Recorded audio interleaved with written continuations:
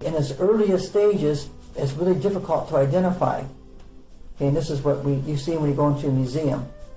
Okay, in museums, they have different stages of the fetus. Okay, going through different stages. Okay, and they were comparing it. They're trying to prove evolution, that was a very poor illustration, in my opinion. In the various early stages, that of a human and that of a bird look very identical for like the first week.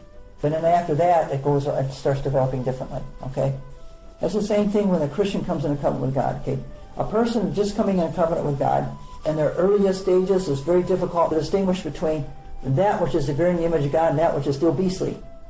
Okay, that which is still of the beastly nature and that which is of the nature of God, the likeness of God being molded within you. So it's, are you sure you're a Christian? Oh yeah, I'm a Christian. Okay, but they're still going through the earliest stages. Okay, in those earliest stages, they still look like in the fetus there, they look just like a bird. It says, or a bird, or like a monkey. Okay, and they say the intelligence of a 3-year-old is the same thing as that of a monkey. A 3-year-old and a monkey are identical in their intelligence. That means what they see and they respond to. Okay, but after that, again, it goes in different directions. Because the child is not learning by knowledge, the child is really learning by imitating. What mommy does, baby does. It's the same thing with the monkey. What mommy does, baby does. Okay, but when it gets to another point, okay, the monkey doesn't develop any further than that.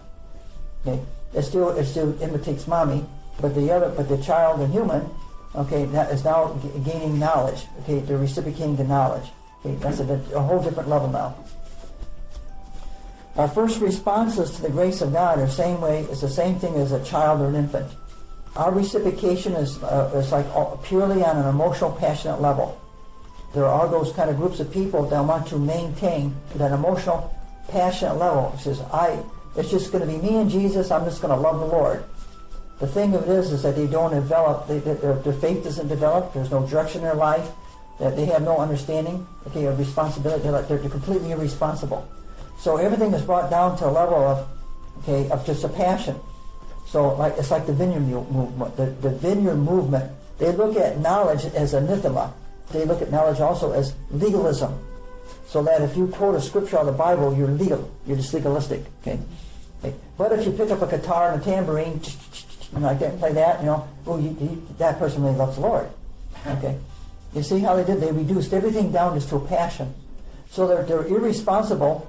Okay, now not only to God, they're also irresponsible to each other. Everything centers upon just a good feeling. Okay. In other words, they never grew on the monkey stage. Okay? They're still they're infantile. Okay, within their thinking. Okay, and never going beyond that, they become again a food for the wolf. Satan takes advantage of that. And that's it. Zeal without knowledge. Zeal without knowledge, right? That's what Paul brings out. Okay, that means we must be responsible to increase, okay, because it's the increase, whereas the fellowship develops into a relationship. And that's where you begin to realize the fear of the Lord, His mercy. There's a fellowship that develops there, and a relationship that develops there that you don't see in the very early stages. Okay, the baby's really cute. The thing of it is that you don't want to keep feeding the baby for 30 years out of a bottle. At first, everybody will come in and dote on that little baby there. Okay, but they wouldn't come in and dote on a 30-year-old baby. All right? Yeah, that would, or as an example, it just doesn't fit right. Okay? And it's the same thing. Can you imagine having a 30-year-old infant in the pulpit? A 30-year-old infant in the pulpit.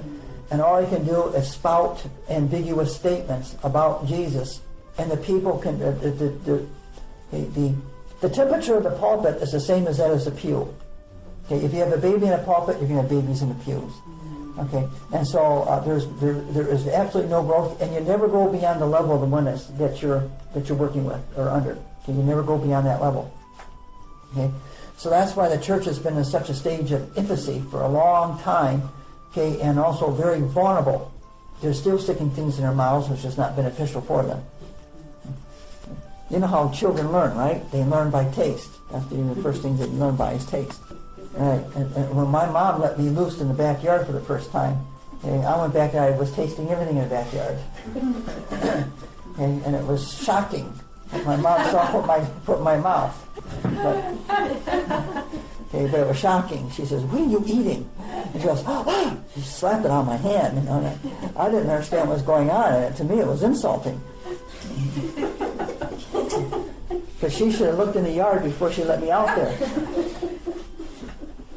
That was her fault. Okay. Nevertheless, we do not learn that way anymore. It's interesting, like the same reaction with, when God tries to take something out of your hand, it's like, that's making me sick, and the child looks, it's like, what are you doing? It's, they're getting substance from that. I think it's interesting parallel there. It's the same thing. Like when you're renting a house, you don't go and start tasting it. You say, "Oh, this house really looks good." You start tasting the walls, tasting the doors, tasting like that. And so, "What are you doing?" He says, "This is what my mommy taught me." The thing that is that by that time you're living by a different level of understanding. Okay. All right. So anyway, the church has to go beyond its infant stages. They can't remain within the stages of the infancy. Okay, because the Satan will take advantage of it, and of course he'll begin feeding you with things which are not beneficial. So that which we have seen, we're in 1 John chapter 1, verse 3 here. That which we have seen and heard. Okay, so the apostles in the earliest stages, were very infantile, in their understanding. And that's why Jesus would use that language, little children.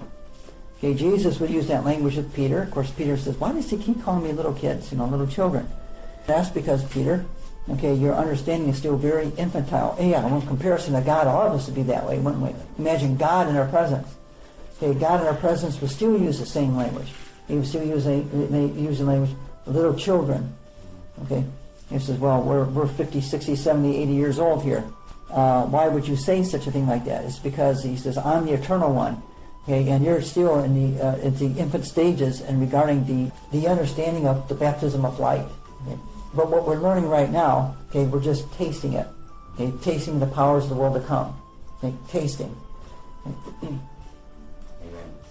Truly, as a vouching something that's of an unchangeable and original pattern.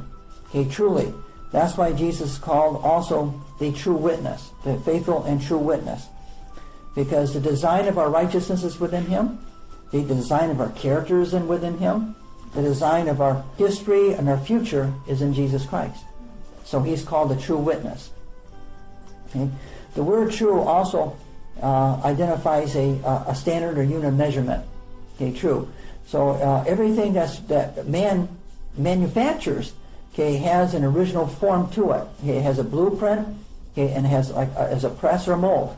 Okay, that everything that he has done in order to mass produce it. It went through a form of preparation. So Jesus, being our true witness, is a unit of measure and scale, which God is identifying us with. A unit, measure, scale. These are my children because they bear my likeness. I see my reflection within them. I can identify its manufacture, because it has a manufacturing date and stamp on it, a seal. It has my seal within you. This is my offspring. So when we are put on the scale of Christ, everything that we do and say is being weighed and measured upon that unit of scale, truth. That's what we're bringing out right here. Every letter is a word, every word is a throne, every throne is a door. Okay, and that's why he's called the word of life. Okay, the word of life. Okay, letters make up words. Okay, your name is made up of letters. Okay, and everything which God created is substance is a letter. Okay, that letter makes a word. It has a function. This is where our fellowship lies, and within this knowledge, and we're exchanging these things on that scale of his righteousness, which is also judged by his holiness. Everything in creation is judged by his holiness. Okay, and that's why it's the prophets say, "Be ye holy, for I am holy, saith the Lord." That's why the Lord said that, and that's why the prophets write these things. Okay, Peter carried that same tradition, because it's written, "Be ye holy, for I am holy." So he's bringing to the understanding of the saints, concerning the unit of measure and the point of contact, which you must come in contact with him to be holy as he is holy, and also to stand to his righteousness, to meet that standard. In other words, you have a quality control. The Spirit of the Lord is our quality control. Okay, he's measuring everything to see if it stands to the test. Okay, so your cycles of growth is quality control. So when you're going through quality control, cycles of growth, you can say the quality control or the comforter is putting you into the chambers of your testing. When we went to AC Spark Plug, okay, AC Spark is a factory there in Flint, Michigan. Okay, and in there they had a quality control. Okay, so they would take their products, okay, like a spark plug, let's say. Okay, and of course, every stage of preparation, the substance that the spark plug is made of is concerning the glass and also the magnesium or the copper. Okay, that's put within it. Okay, they put it through extremes. Okay, that's the same thing with paint. How would paint react within extreme weather conditions? They put it through a system. They call it a system of aging. Can you imagine that? They could age a product within 24 hours. Okay, so a product that would go through like 30 years of process, they could age it within 24 hours. Okay, and they would put it through the extreme temperatures, like Michigan has extreme temperatures. Okay, and also has high humidity. That's why if you live in Michigan, your closet has extreme clothing in it, from summertime bikini to the wintertime Alaskan parkas. Okay, so quality control. The comforter is our quality control. He assists you through your cycles of growth, okay? And he puts you within extreme temperatures, from real hot to real cold, to expand and contract. God says, I'm going to give you another power. This power is going to assist you through your growth, and I'm going to now put you in quality control. Of course, he has to put us in a straitjacket to put us in quality control because we don't want to go in there.